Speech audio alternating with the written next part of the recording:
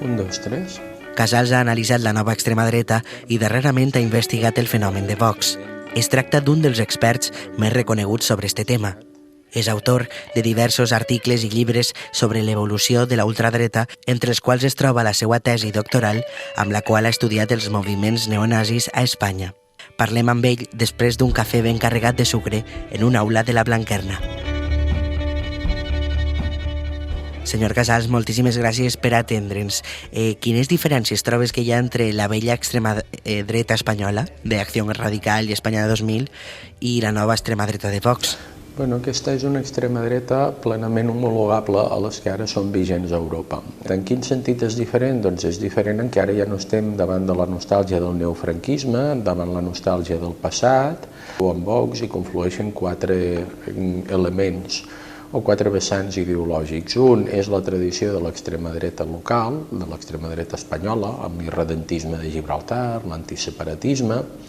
L'altre seria, recordem que Vox és una escissió del PP, per tant agafa temes que el PP va plantejar i van retirar, com pot ser el tema de l'avortament, la recentralització de competències, després agafa temes del trumpisme, com pot ser la demanda d'erigir murs a Ceuta i Melilla i que els pagui el Marroc, o el mateix lema de fem Espanya gran altre cop. I per últim, doncs, temes del que és l'extrema dreta europea, l'euroscepticisme, el tema del major control o les exigències de control de la immigració. Diria que el que hi ha dins de Vox és l'articulació política del que era l'espai de l'extrema dreta, però redissenyant-lo i fent-lo competitiu. Aleshores, crec que ens equivocaríem si definíssim a Vox com un partit neofranquista, perquè no ho és. Sí, per entendre el que és neofranquisme hauríem de mirar el que és Fuerza Nueva. Fuerza Nueva era un partit que els seus referents eren el 18 de juliol i la Guerra Civil. Aleshores, Vox, quins són els seus referents? Vox, a priori, el que vol no és enderrocar el sistema, el que vol és reformar la Constitució de forma substancial, eliminant el Tribunal Constitucional, acabant amb les autonomies, però aquí no estem davant d'un projecte de retorn al passat. Jo crec que si fem un reduccionisme i diem no, és que Vox és neofranquista, jo crec que no entendrem el que és Vox. En Vox hi glateixen diferents inquietuds i especialment una, que ha estat la més motriu, ha estat l'antiseparatisme. Des de la mort de Franco, els moviments d'extrema dreta han sigut veritablement anecdòtics en el sentit que mai han tingut una presència destacable en la política espanyola. Així, però, en les eleccions andaluses va irrompre Vox. Com explicaria el seu creixement? Jo crec que hi ha uns factors que són estructurals. I quins són aquests factors estructurals? Jo crec fonamentalment que han passat 4 dècades des que es va aprovar la Constitució, que va ser l'any 78. Què ha passat? Doncs que la meitat de la població espanyola o tenia 15 anys quan va morir Franco o encara no havia nascut. Per tant, el sistema polític d'una banda dona mostres d'exhauriment, el bipartidisme, al cap de 40 anys doncs, clar, comencen a agotar els partits, i d'altra banda hi ha noves generacions que no se senten representats. I això s'ha visualitzat molt bé en els 3 nous partits que hem tingut, Ciutadans, que ara ha experimentat un declivi sobtat, Podem i Vox. Aleshores, aquests són els elements més estructurals. Quins són els més conjunturals? Doncs, d'una banda, la onada que estem veient a Europa de l'ascens dels valors antiglobalització des de la dreta, que podria ser l'oposició a deslocalitzacions industrials, a pèrdua de sobirania, el multiculturalisme, el feminisme. També estem veient aquí a Espanya com això s'imbrica amb una crisi important, que és la del secessionisme. Vox troba un forat, diguem-ne, o un nínxol electoral. Vox ha vingut per quedar-se? Ha vingut per quedar-se Vox? No se sap, però no se sap perquè tenim elements importants per pensar-ho. En quin sentit? Vox, el 28 d'abril, va treure el 10%, però és que les eleccions europees, que van ser el 26 de maig, és a dir, menys d'un mes després, va perdre el 48,1% dels vots.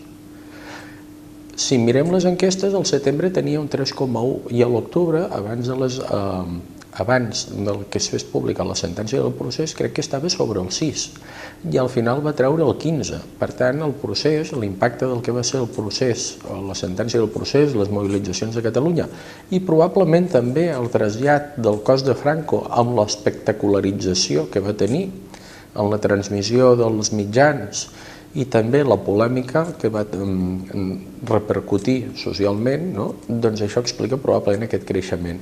Però clar, si Vox va poder caure a la meitat dels vots en menys d'un mes, què vol dir això? Doncs que de moment té un electorat que sembla volàtil.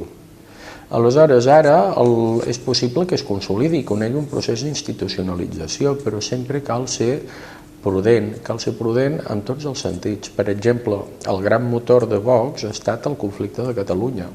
Si ara eventualment fem ciència-ficció i aleshores es fa un nou govern que troba una sortida per desencallar-lo, és possible que baixi. Se n'ha parlat molt de la seva presència als mitjans de comunicació. Diversos professionals i estudiosos del periodisme han intentat esbrinar com caldria fer front a aquest fenomen. Creu que se'ls ha de silenciar o això augmentaria el seu victimisme? Silenciar-los no porta a res. És més, silenciar-los porta a reforçar-los. En quin sentit? Ells es presenten com una alternativa radical i aleshores si estan silenciats i bloquejats ells reforcen el seu discurs. A la vegada el seu discurs no és contrastat per ningú. Amb la qual cosa, i finalment, si tenen èxit a les urnes, l'electorat, com que no ha pogut informar-se, tampoc entén res. Aleshores, no tinc molt clar què porti això. El que sí que s'imposa és una qüestió que és difícil, en termes informatius, que és ni infravalorar ni sobrevalorar el tema de Vox. Jo, per exemple, vaig veure que aquest problema es va fer molt clar, perquè abans, és a dir, el salt institucional de Vox a les eleccions andaluses s'explica perquè el CIS va fer públic un estudi, una enquesta, on deia que Vox trauria, crec que era l'1,4 del vot i això li garantia la presència a les institucions. I a partir d'aquí es va disparar. Però en canvi ningú va dir, els mitjans no van dedicar la mateixa atenció a que el PACMA, que tenia un 1,7, també podia entrar. És més, el PACMA està avalat per 1 milió de vots del Senat i més de 200.000 al Congrés. I jo crec que avui molta gent no sap ni qui és la dirigent del PACMA ni què proposa el PACMA, malgrat que ha tret més d'1 milió de vots del Senat i ara ha baixat els vots en novembre, però les d'abril va treure més de 320.000 vots al Congrés. Aleshores, clar, ens hauríem de plantejar com funcionen els fluxos informatius, quan una cosa és notícia, i després també hi ha un altre fet, que és la realitat de la premsa digital. A la premsa digital hi ha un problema des del meu punt de vista de format. Quan existia el paper, la premsa en paper com a referent, el paper permetia fer una cosa que no permet fer la premsa digital, que era els breus. Aleshores, amb una columneta i amb lletra petita hi havia notícies que eren irrellevants o tenien escassa rellevància. Ara, amb la premsa digital, tota notícia necessita un titular, una entradeta, una fotografia, un subtítol, i clar, aleshores qualsevol anècdota té el mateix protagonisme visualment a la portada digital que una notícia important. Òbviament es poden marcar jerarquies, però el concepte de breu, que era informació d'interès però no especialment rellevant, ara ha quedat desplaçada. Vivim amb la immediatesa de l'era digital i aleshores això afavoreix que sigui molt difícil reflexionar sobre aquesta qüestió. La teua cara és familiar. Notes de llibertat. Música i drets humans en la sintonia de Vox UG Ràdio amb Sergi Moyano.